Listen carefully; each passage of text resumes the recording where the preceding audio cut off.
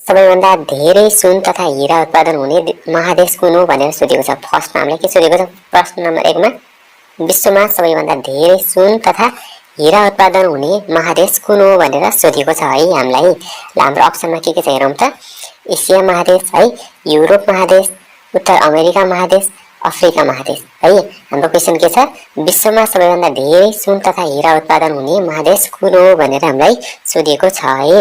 ल तपाईले एकचोटि ट्राई गर्नुहोस्, त्यसपछि मैले आन्सर भन्नेछु है। तपाईले पनि ट्राई गर्दा तपाईलाई पनि कन्सेप्ट बिल्डअप हुन्छ नि त हैन र। ल विश्वमा सबैभन्दा धेरै सुन तथा हीरा उत्पादन हुने महादेश कुन हो भनेर सोध्यो भने हाम्रो आन्सर के हुन्छ त हेर्नुहोस् त। ल अफ्रिका है।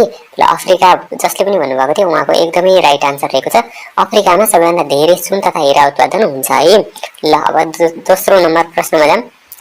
समूह आई र समूह आई बीच जोडा मिलाउनुहोस् र कोडबाट सही उत्तर छान्नुहोस् भनेर हामीलाई भनेको छ है।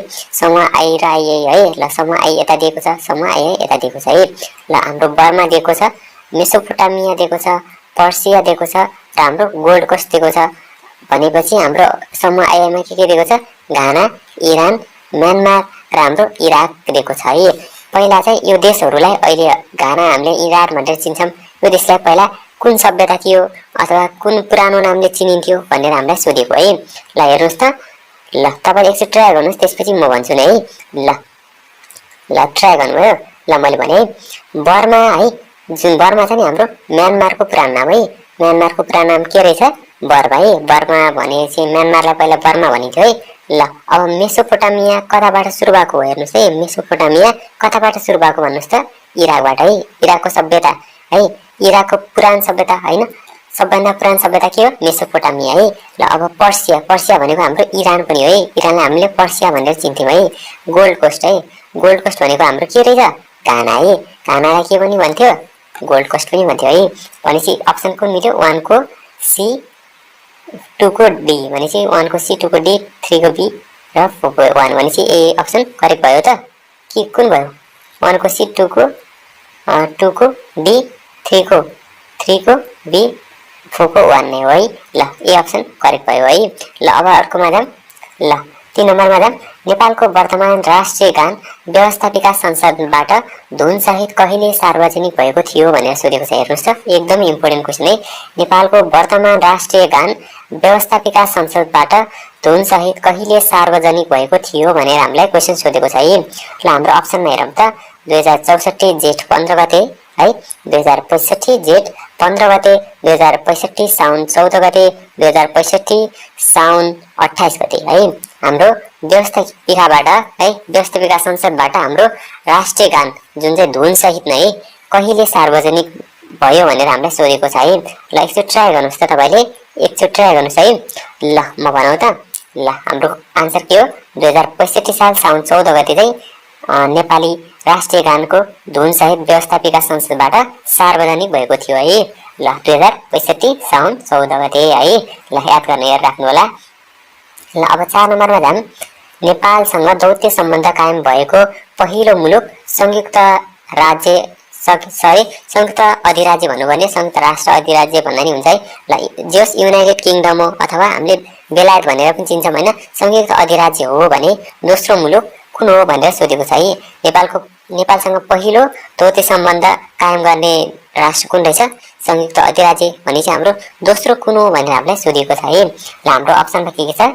भारत छ है, त्यसपछि चीन छ है, संयुक्त राष्ट्र अमेरिका है, राज्य अमेरिका है, अथवा अनि त्यसपछि अर्को के छ? फ्रान्स छ है। ल एकचोटि ट्राई गर्नुहोस् त। भारत होला कि चीन होला कि अमेरिका होला कि फ्रान्स होला? ल एकचोटि ट्राई गर्नुहोस् त। ल ट्राई गर्नुभयो। ल मैले भने है संयुक्त राष्ट्र अमेरिका अथवा संयुक्त राज्य अमेरिका भनेर भन्छौँ है। संयुक्त राष्ट्र सङ्घतिर आइरहेको है मेरो बोली चाहिँ।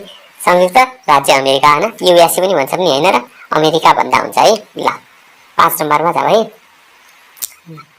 नेपाल सरकारको मुख्य कानुनी सल्लाहकार को हुन्छ भनेर सोधेको छ हामीलाई है। के भनेको छ? नेपाल सरकारको मुख्य कानुनी सल्लाहकार को हुन्छ भनेर सोधेको छ हामीलाई। अप्सन नम्बर ए मा रहेको छ हाम्रो प्रधानमन्त्रीको कानुनी सल्लाहकार भनेर भनिएको छ है। अप्सन नम्बर बी मा भनेको छ हामीलाई कानुन मन्त्री भनेर भनिएको छ। अप्सन नम्बर सी मा रहेको छ हाम्रो प्रधान न्यायाधीश भनेर भनिएको छ र अप्सन नम्बर डी मा के भनेको छ त? महान्यायाधिवक्ता भनेर भनिएको छ है। नेपाल सरकारको मुख्य कानुनी सल्लाहकार को हुन्छ भनेर भनिएको छ है। एकचोटि तपाईले ट्राई गर्नुस् त। ल ट्राई गर्नुभयो। ल मैले भने है महान्यायाधिवक्ता हुन्छ है। महान्यायाधिवक्ता हुने रहेछ है नेपाल सरकारको मुख्य कानुनी सल्लाहकार है। महान्यायाधिवक्ता के हुने रहेछ? नेपाल सरकारको मुख्य कानुनी सल्लाहकार हुने रहेछ है। ल 6 नम्बरमा जाम। नेपालको विद्यमान संविधानको सम्बन्धमा कुन भनाइ ठिक छ भनिएको छ।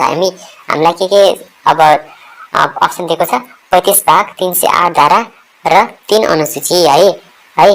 35 भाग 308 धारा 3 अनुसूची है। अप्सन म पढिदिन्छु, त्यसपछि तपाईले भन्नुहोस्, त्यसपछि म भन्छु है। 23 भाग 133 धारा 9 अनुसूची भनेर भनिएको छ बी नम्बर अप्सनमा है। 3 नम्बर अप्सन अथवा सी नम्बर अप्सनमा के भनेको छ? 35 भाग 305 धारा 9 अनुसूची भनेर भनिएको छ। त्यसरी नै डी नम्बर अप्सनमा 35 भाग 308 धारा र 9 अनुसूची भनेर भनिएको छ है हामीलाई। ल एकचोटि तपाईले ट्राई गर्नुहोस् त। ल तपाईले ट्राई गर्नुहोस् एकचोटि।